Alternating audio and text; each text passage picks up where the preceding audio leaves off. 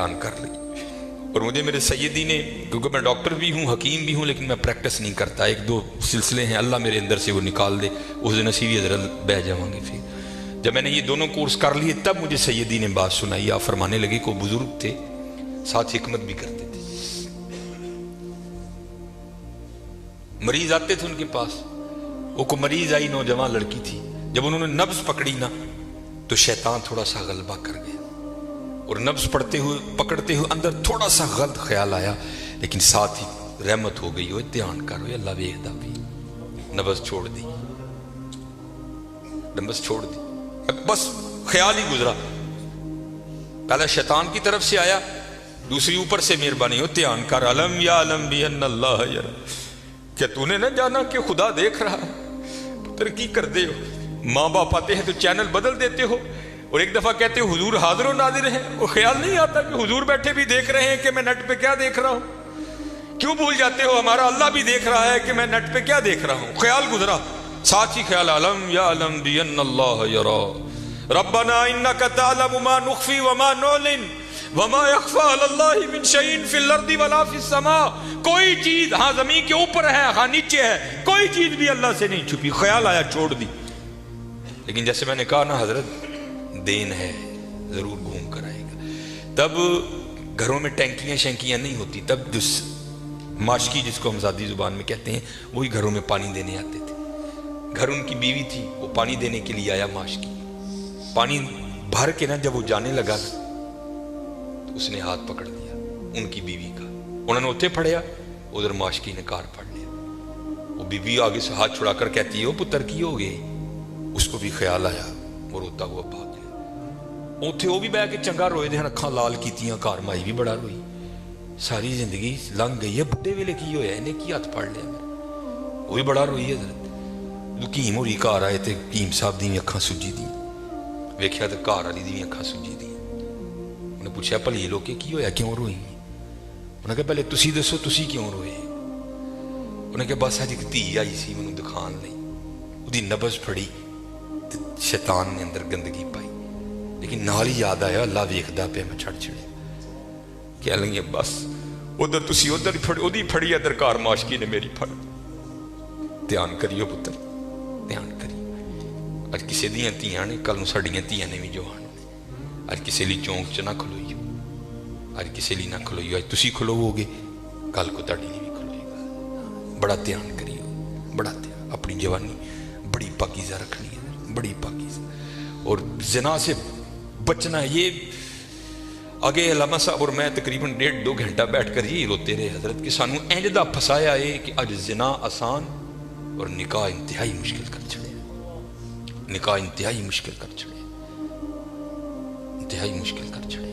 لیکن بچنا ہے پتر، بچنا ہے. زنا ایک ایسا گندا گناہ ہے. میں نے حدیث مبارکہ پڑھی کہ اگر کسی سے یہ گناہ سرزد ہو گیا نا، اس نے معافی مانگی اللہ نے اسے معاف کر دیا، لیکن پتہ پھر بھی اس کو سزا کیا ملے گی کہ جنت میں اللہ جل شانہ زانی سے کہیں گے کبھی تو میرے سامنے نہ آنا. زانی کو ہمیشہ کے لیے دیدار الہی سے محروم کر دیا جائے. اور آج بس اللہ اپنی حفاظت میں رکھے، بچ کے رہنا ہے. اس سے بڑا بچ، اپنی جوانیوں کو پاکیزہ رکھنا ہے، اپنی جوانیوں کو پاکیزہ رکھنا ہے. پھر دیکھو حضرت رنگ کیا لگتے ہیں، رنگ کیا لگتے ہیں، رنگ کیا لگتے ہیں. یہ سکندر 21 سال کی عمر اور 5 بر اعظم فتح. زندگی نے ساتھ نہیں دیا، سانپ نے اس کو ڈس لیا تھا. اور ارسطو نے سکندر کا ٹریٹمنٹ کیا. جب ارسطو نے دیکھا نا کہ سکندر کا وجود اب نیلا پڑ رہا ہے تو وہ سمجھ گیا کہ زہر اب پورے وجود میں سرایت کر چکا ہے. تو اس نے وہاں سکندر کو کہا سکندر تو بچے گا نہیں، صرف چند گھڑیوں کا تو مہمان ہے. تو وہاں تاریخ لکھتی ہے کہ سکندر نے اپنے وزیر کو بلایا اور بلا کر کے، عیسائی مذہب تھا سکندر کا، وہ کہنے لگا کہ جب مجھے کفن دو گے نا تو ڈائریکٹ مجھے دفنانے کی نہ لے کر جانا، بلکہ اس طرح کرنا کہ دائیں بائیں سے میرا کفن پھاڑ کے نا میرے ہاتھ کفن سے باہر رکھنا. اور کرنا کیا، مجھے پورے شہر یونان کے چکر لگوانا. تو وزیر پوچھتا ہے سکندر وہ کیا، اس میں کیا راز ہے؟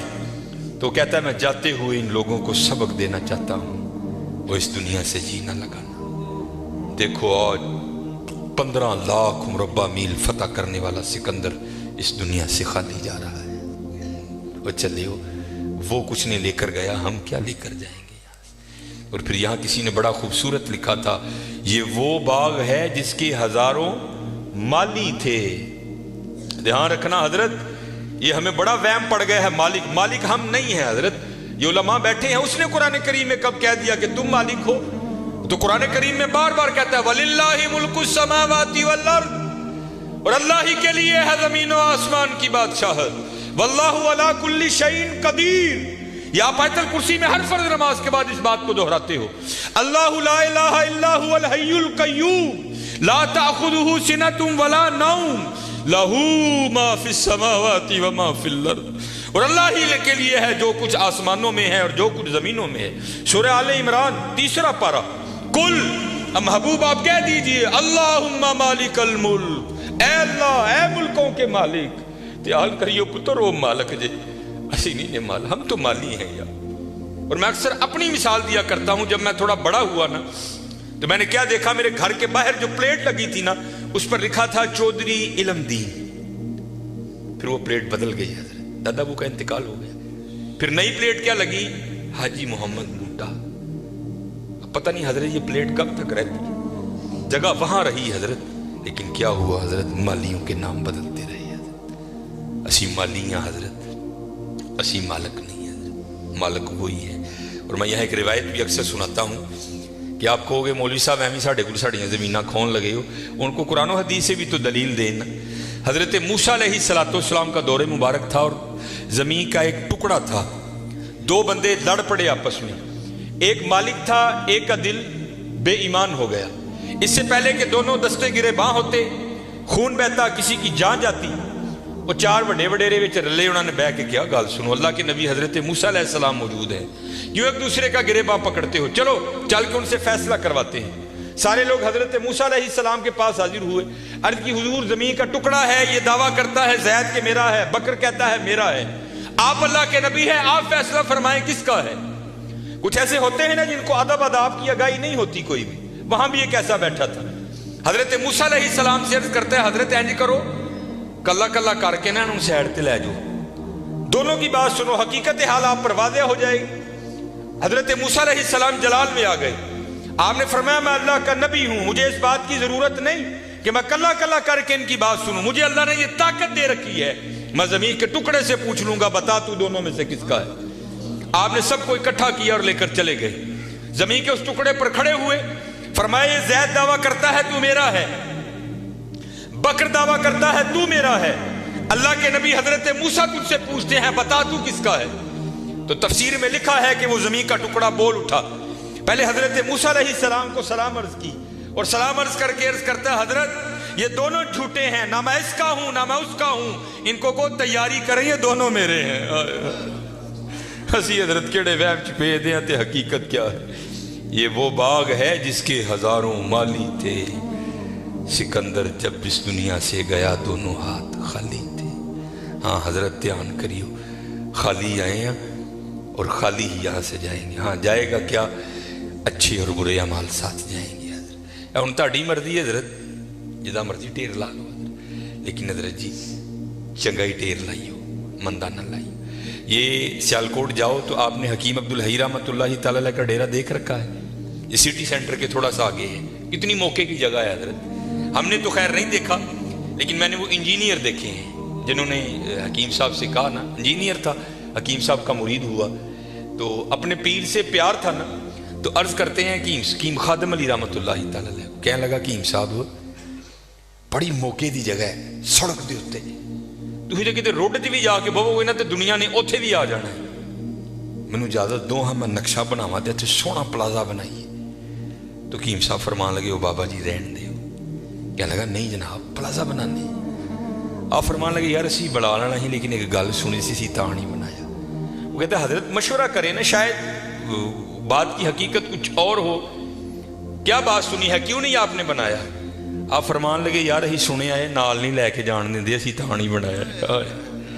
कैसे लोग थे यार, कितना तकवा था उन लोगों में, इस जानब तवज्जो ही नहीं की हजरत, तवज्जो की तो सिर्फ अल्लाह की तरफ की है। توجہ کی تو صرف حضور کی غلامی کی جانب کی ہے، اس جانب آئے ہی نہیں. اور حضرت جو اس کی جانب جائے گا نا دنیا تو آٹومیٹک اس کے پیچھے آئے گی.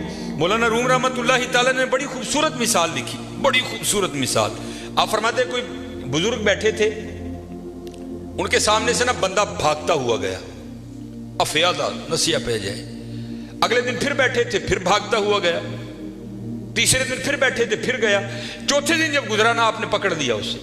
آپ نے فرمایا بھائی تجھے کیا مصیبت پڑی ہے، روز تو اس وقت بھاگتا ہوا نکل جاتا ہے اس جانب. اور اس کرتا ہے حضور میں اپنا سایہ پھڑن ڈیا تھا. آپ نے فرمایا پھر تو ساری زندگی نہیں پکڑ سکے گا.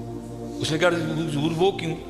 آپ نے فرمایا تو نے کر دی ہے سورج کو کانڈ، سایہ آ گیا ہے تیرے آگے.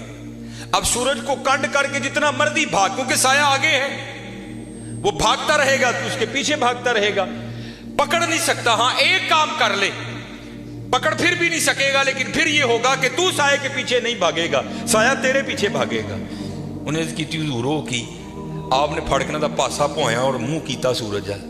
فرمایا سورج ال نوں دوڑ لا، سایہ تیرے پیچھے پیچھے دوڑے گا. یہ مثال دے کر مولانا روم کہتے ہیں تو نے بھی اللہ اور اللہ کے رسول کے دربار سے منہ پھیر لیا ہے اور بھاگ رہا ہے دنیا کے پیچھے. اب دنیا آگے آگے، تو پیچھے پیچھے. اوے ہاں بھاگنا ہے تو دوڑ مدینہ کی طرف لگا، پھر دنیا تیرے پیچھے پیچھے ہوگی، تو آگے آگے.